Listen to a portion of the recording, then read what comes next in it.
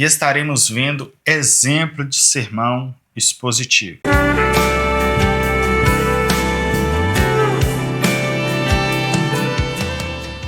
A paz do Senhor Jesus, seja bem-vindo mais uma vez, homens e mulheres de Deus. Hoje vamos estar dando continuidade aos nossos estudos e estaremos vendo exemplo de sermão expositivo. Sim, estou aqui com um esboço pronto, trouxe um esboço que não foi eu que fiz, pois talvez você não vá gostar do estilo sermão expositivo e pode achar que eu não sei fazer um sermão expositivo ou algo do tipo. Eu preferi trazer aqui um esboço de alguém de renome, alguém que já tem aí sua base sólida. Mas percebamos que o esboço de um sermão expositivo, ele não tem um foco primordial numa questão de boa aparência, numa questão de beleza. O sermão expositivo ele é mais concentrado no texto. E coincidentemente, quando eu separei o esboço aqui para trazer para essa aula de hoje, eu não tinha observado. E eu fui ver depois que é exatamente o que estamos falando sobre o filho pródigo. Isso vai ajudar bastante. Pois, apesar de tudo aquilo que nós falamos, e que talvez você até tenha falado, uau, não tinha pensado sobre isso. Agora você vai falar, uau, não tinha pensado sobre isso. E esse esboço não é meu, é um outro viés dentro ali de Lucas capítulo 15. Então, se você fez o dever de casa, leu o capítulo 15, observou o contexto, a parte toda do capítulo 15, vendo cada detalhe daqueles que havíamos falado, agora sua mente vai ter uma nova abertura, pois vamos pegar um esboço de um autor que olhou para o texto com uma outra ótica, com uma outra lente. Ele olhou para o texto buscando algo específico. E o que ele buscou? Olha, quando ele entrou neste texto, lembra que nós falamos de algumas questões? Primeira coisa, você vai escolher o texto. Vocês estão lembrando dessa parte? Então, esta pessoa, esse autor, se não me engano, é o James Braga, ele olhou para este texto, ou pode ser que ele pegou esse esboço de outra pessoa, tá? Porque quando citamos algo em um livro, a fonte pode ser diversa, não é necessariamente tenha que ser o autor que tenha feito. Quando o James Braga, se foi ele, quando ele fez isso, ele primeiro escolheu um texto, possivelmente, ou pensou num tema ou em um assunto. Talvez ele queria falar sobre o fariseu, ou sobre hipocrisia, enfim. Mas ele olhou aqui para Lucas capítulo 15 e a primeira coisa que ele fez foi delimitar a perícope. Qual a delimitação que ele fez? Olha só, é a última parte, pegou do verso 25 ao 32. Vamos ler para que fique mais fácil para você compreender o assunto. Então, olha, Lucas capítulo 15, verso 25, diz o seguinte: o filho mais velho estava no campo, e quando voltava, ao aproximar-se de casa, ouviu a música e as danças. Perceba que ele já começou no filho mais velho, porque ele quer observar aqui essa reação do filho mais velho. E chamando um dos servos, perguntou-lhe: que era aquilo? Este lhe respondeu: teu irmão voltou e teu pai matou o melhor bezerro, pois o recebeu são e salvo. Mas ele, o filho mais velho, se indignou e não quis entrar. Então o pai saiu e insistiu com ele. Ele, porém, respondeu ao pai: há tantos anos te sirvo. Olha só, tá reclamando aqui um direito, observe esses detalhes. E nunca desobedeci. Olha aí, legalista, eu tenho crédito. Há uma ordem tua.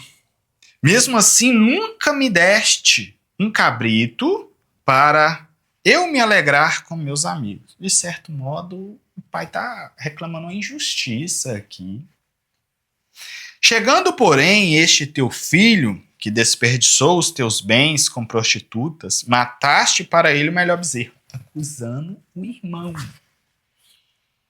Mas o pai lhe disse: filho, tu sempre estás comigo, e tudo que é meu é teu.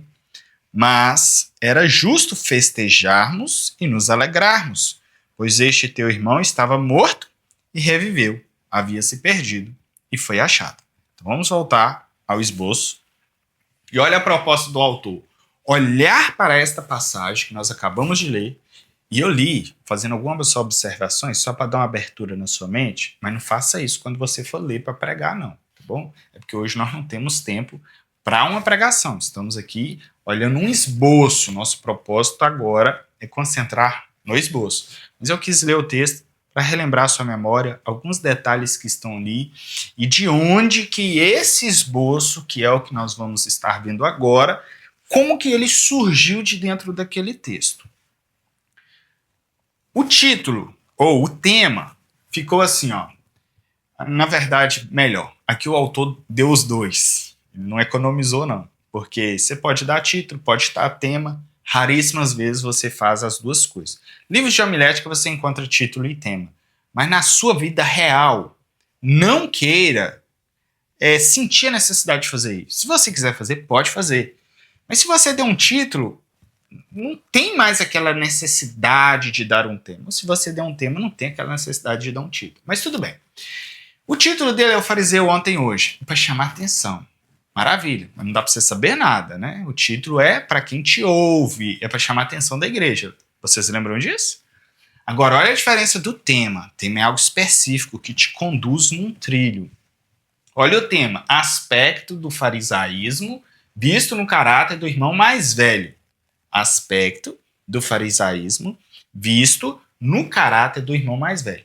Ou seja, o autor deste esboço, ele decidiu olhar só para o filho mais velho e observar características, ou observar ali o caráter do irmão mais velho, comparando com o fariseu, e tirar aspectos. Palavra-chave, aspectos.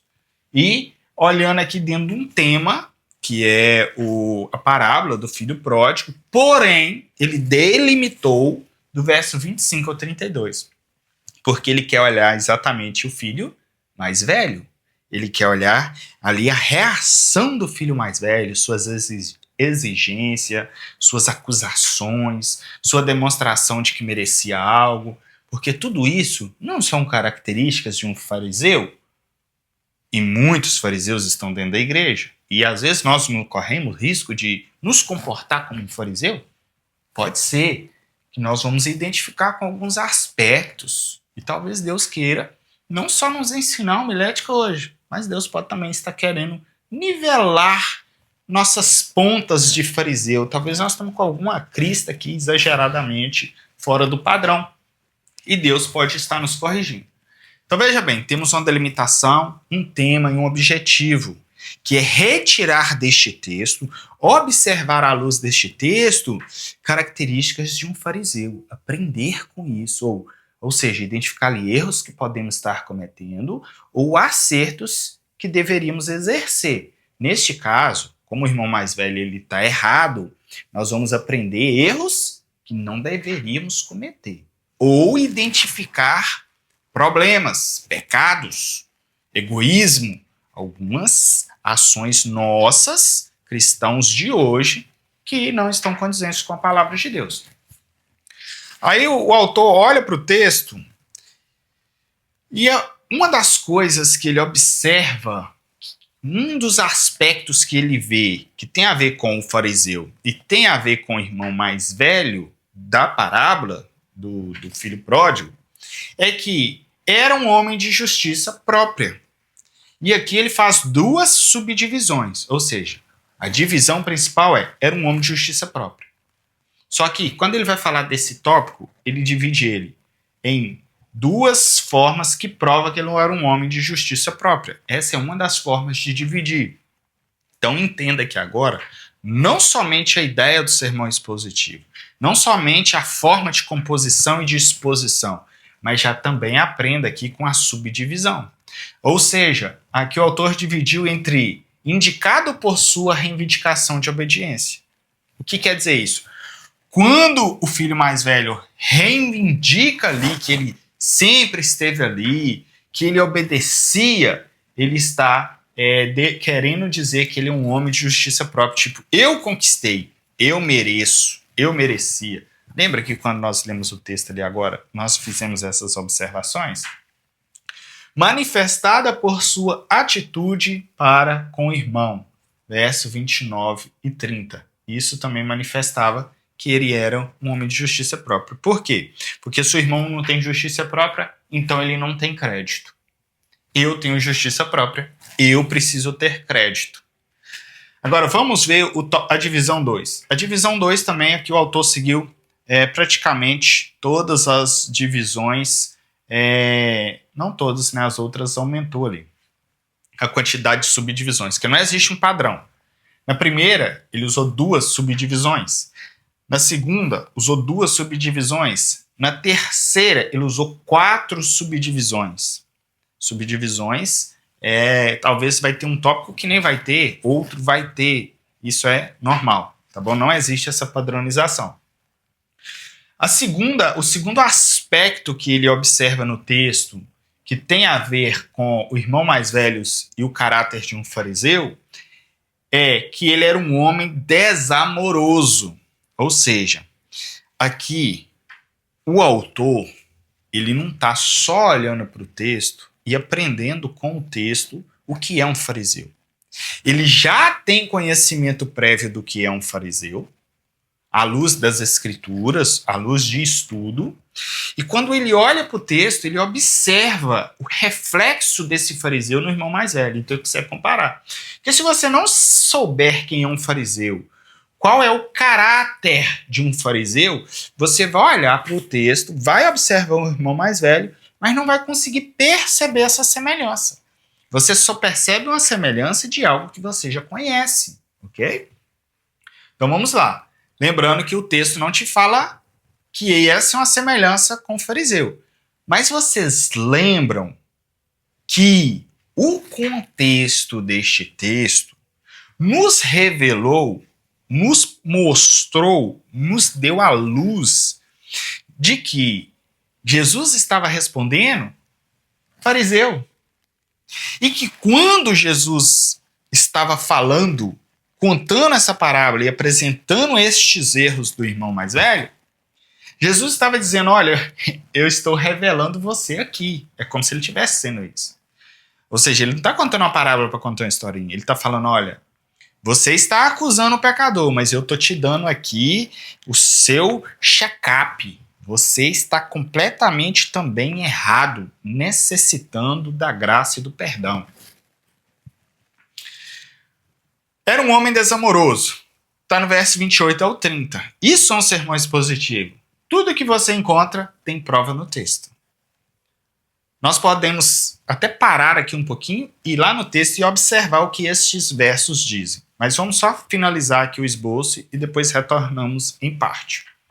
Era um homem desamoroso, verso 28 ao 30. Como indica sua atitude para com a volta do irmão? Ou seja, o que prova que esse homem era um homem desamoroso? Atitude para com a volta do irmão. A falta de amor, ele não estava preocupado com o amor com o irmão. Ele não estava querendo amar o irmão. Ele não estava exercendo o amor. Muito pelo contrário, ele estava exercendo o ódio.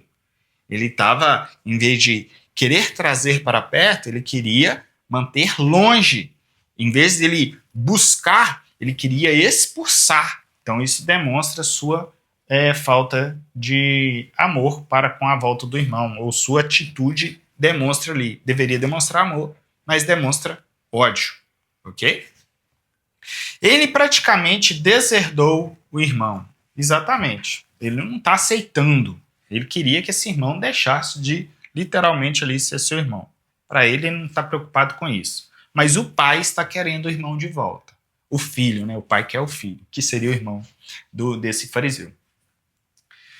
Terceira divisão, ou terceiro aspecto que nos mostra essa relação do fariseu com o irmão mais velho. Era um homem crítico. E, só recapitulando somente, se nós estamos comparando, estamos dizendo, era um homem crítico? Quem era esse homem crítico? Na parábola, era o filho mais velho. Mas, na aplicação prática, é o fariseu. É o fariseu daquele tempo e é o fariseu de hoje. O fariseu continua existindo. Ou seja, tem um fariseu na igreja, ele vai começar a identificar aqui, poxa vida, minha reação não tá legal. Lembra que nós falamos em aulas passadas sobre essa questão de às vezes, Deus está trazendo algo para dentro da igreja e nós, em vez de receber e querer caminhar com essa pessoa, nós estamos querendo matar esta pessoa? Isso é ser um fariseu. E às vezes eu e você nos achamos nessa posição. Olhamos para alguém e pensamos, não tem oportunidade. Não, eu não vou pregar para esse povo, eles não merecem minha pregação. Eles não estão no nível de ouvir essa palavra. Às vezes você vai pregar e quer matar quem está te ouvindo. Não, não é isso o propósito. Tá joia? Então ele era um homem crítico. Aí está no verso 25 ao 30. Como indicam as faltas que encontrou no irmão. Então uma característica do fariseu é qual? Crítico. Todo fariseu é crítico. E na igreja tem esse grupo. É o grupo que só critica. É o grupo que tudo tá ruim. Tá vendo? É até fácil de aplicar. Nem era pra mim estar fazendo isso. Mas vamos lá. Ele é o observador do erro dos outros. Mas ele não observa os seus erros. Como mostram as faltas que encontrou no pai. Então ele... Olha só, irmãos. Vocês têm que entender que este texto está demonstrando aqui um pai diferente. Um pai que está representando um pai amoroso. Um pai cuidadoso. Não é um pai qualquer. Mas este homem aqui, o filho mais velho, ele é tão parecido com o fariseu que ele não só questiona o irmão que está voltando. Tudo bem, o irmão errou mesmo. Você concorda? Mas o pai, ele tá criticando o pai. Ele está reclamando do pai. Ele está abrindo aqui uma ouvidoria para com o pai. E vocês têm que lembrar a gravidade, porque este pai aqui é como se fosse o nosso Deus. Está representando o nosso Deus. É o pai que está aceitando o perdido. É o pai que está aceitando os arrependidos. É o pai que está dando uma chance para os pecadores. É um pai que está aceitando como filho aqueles que não pertenciam à família. É o pai que antes não aceitava os gentios e que agora nós, e você tem que lembrar que somos eu e é você, somos nós. É nós que somos esse filho mais velho. Alguém que não estava dentro de casa, mas que agora Deus está nos permitindo entrar dentro de casa. Nós estamos podendo fazer parte da família. Nós agora estamos podendo ser chamados como filhos. Amém? Glória a Deus por isso. Um terceiro aspecto que mostra que, dentro do aspecto de ser um homem crítico, é como manifestou sua recusa de entrar. Tão crítico que ele se nega a entrar onde? Na casa do pai. Tudo bem, o irmão mais novo errou de ter saído, mas o mais velho está errando de não querer entrar. Tanto quem saiu quanto quem não entra, ambos estão fora. Só que a diferença é que o mais novo estava fora, mas retornou. Agora o mais velho está fora e querendo permanecer de fora. É algo muito sério. Como indica sua atitude persistente, ou seja, mesmo distante, do pai justificando, do pai provando, do pai demonstrando, olha, ele estava morto e agora é como se tivesse ressuscitado, nós temos que comemorar, ele estava perdido, agora ele foi achado. Ainda assim, o irmão era para ter falado, meu pai, eu não havia raciocinado direito. Mas sabe qual é o problema do fariseu? O fariseu está preocupado ali com sua herança, preocupado com seus bens, preocupado com a sua reputação, pois afinal, a família vai ser mal falada, aceitou um irmão, um filho que deveria ser morto. Você sabe disso, né? O filho mais novo deveria ser morto, com certeza. Por isso que um dos motivos do pai recebê-lo na entrada, ele poderia ser morto antes de chegar até o pai. A comunidade poderia matá-lo. Vocês perceberam que este texto, tudo que está na exposição dele, pertence à parte do texto que lemos? Olha só, Vamos ler para você ver. Olha aqui, ó. Era um homem de justiça própria. Verso 29 ao 30. Vamos ver se lá demonstra isso. Olha aqui, ó. 29 ao 30. Ele, porém, respondeu ao pai: há tantos anos te sirvo. Não é ninguém que está falando assim, olha, você serve ao pai tantos anos. Não. Não é alguém que está atribuindo. Não é o pai que está falando, olha, você é o meu servo. Agora, é ele próprio está dizendo, olha, eu te sirvo. Ah, você deve estar até lembrando de algumas pessoas. E nunca desobedeci. Gente, nunca desobedeci. Esse é crente. É. Eu não vou nem citar exemplo, não, porque... Não, eu posso citar. Um dia eu quase desanimei na fé. Vou te contar por quê. Estava indo para um casamento, para um membro de uma igreja, ajudando, e o homem que estava comigo, me ajudando no transporte, eu estava ajudando ele, na verdade, ele que estava dirigindo, o carro era dele e tudo mais, e ele me disse: ninguém conhece Deus como eu conheço. Eu conheço tudo de Deus. Não lembro as palavras exatas, mas foi algo mais ou menos desse jeito. Gente, fiquei assim, tímido, calado. Falei, meu Deus, eu não conheço tudo do Senhor. Esse cara conhece tudo. Pergunta a ele, conhecia mesmo tudo? Se fosse alguém falando assim, olha, aquele homem conhece tudo de Deus. Não, era ele mesmo se eu sou o cara. Então, cuidado, pregador. Cuidado, pregadora. Porque existe diferença quando o testemunho vem de ti e quando o testemunho é dado a seu favor. Uma coisa é você dizer, eu sou um pregador de Deus de excelente qualidade. Não tem valor nenhum. Muito pelo contrário, isso acaba com você. Mas se alguém disser, ali vai um verdadeiro pregador da palavra de Deus e essa notícia se espalha, aí tem valor. Porque o testemunho que você dá de si mesmo não é válido.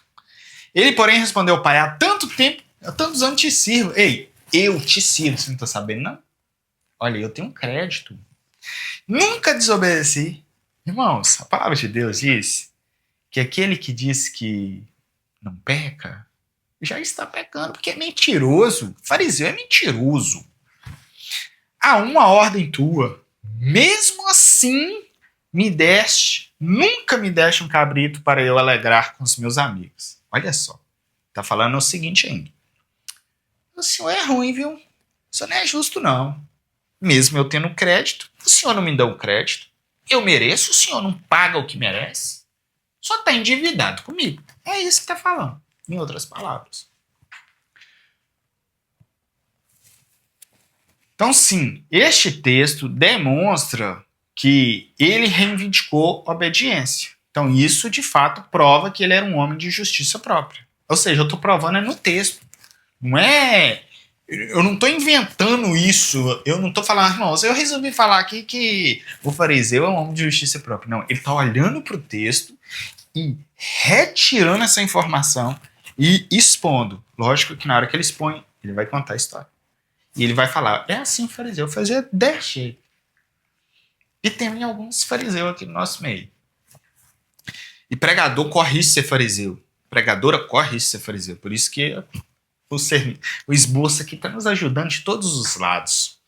Manifestada por sua atitude para com o irmão. Aí já não é o verso 29. Aí é tanto 29 quanto o 30.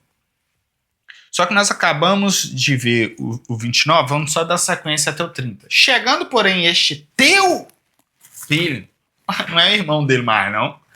Este teu filho, que desperdiçou os teus bens, agora ele já está dando sentença. Ele agora é o julgador.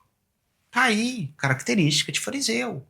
Por isso que eu falo, irmãos, cuidado. Nós não devemos ficar julgando as pessoas, julgando os irmãos, falando quem é que vai para o céu, quem é que vai para o inferno. Não é nossa missão. Nossa missão é levar o evangelho para que as pessoas sejam salvas.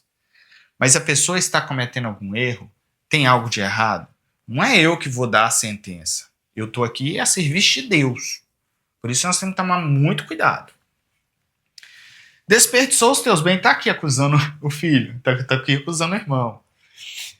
Desperdiçou os teus bens com prostituta. mataste para ele o melhor bezerro.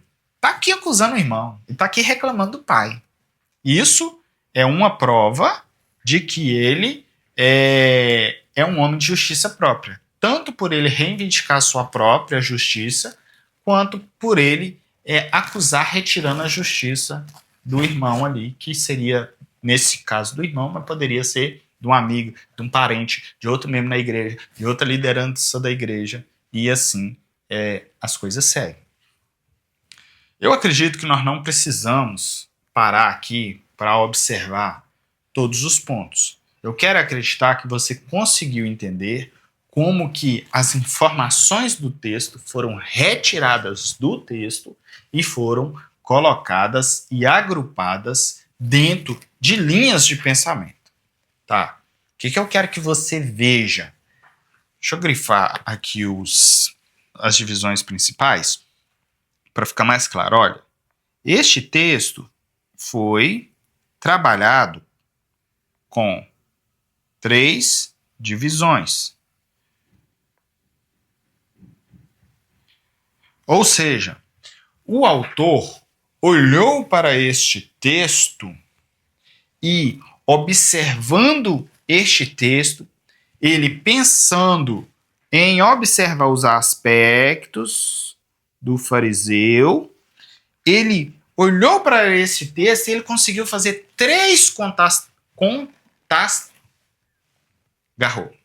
Mas ele conseguiu fazer 3 observações. Ele conseguiu retirar deste texto 3 grupos de informação.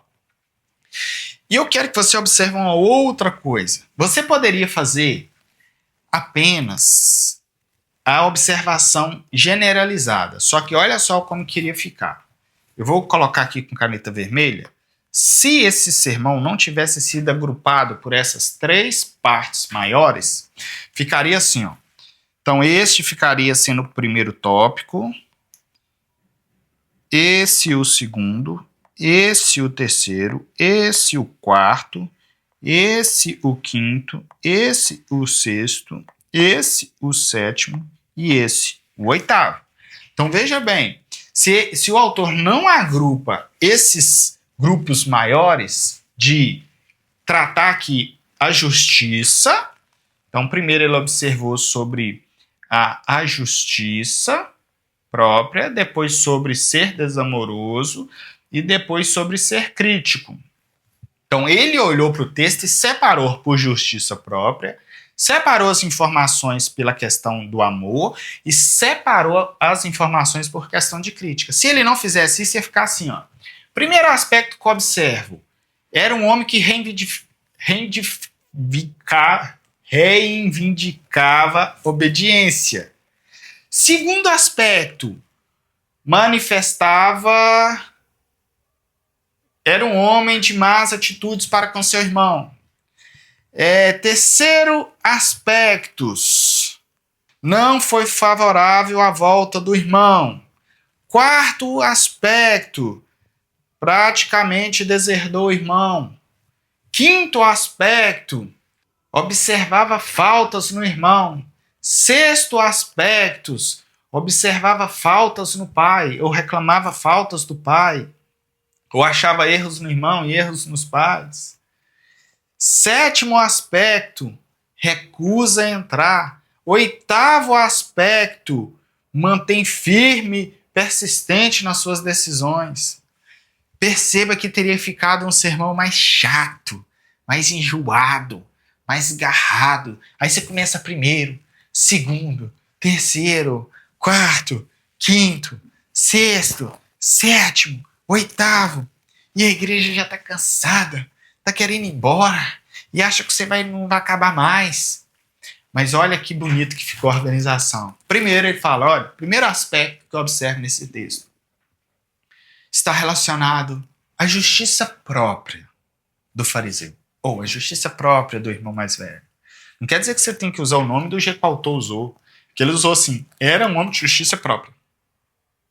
E essa forma dele dividir é uma outra forma também de anunciar, porque neste caso, por mais que ele pode anunciar o tema falando que é aspectos, e eu estou falando aspecto com você toda hora, Mas essa forma que o autor escolheu, ele não fica citando a palavra-chave. A palavra-chave é só para ele na hora de montar o sermão.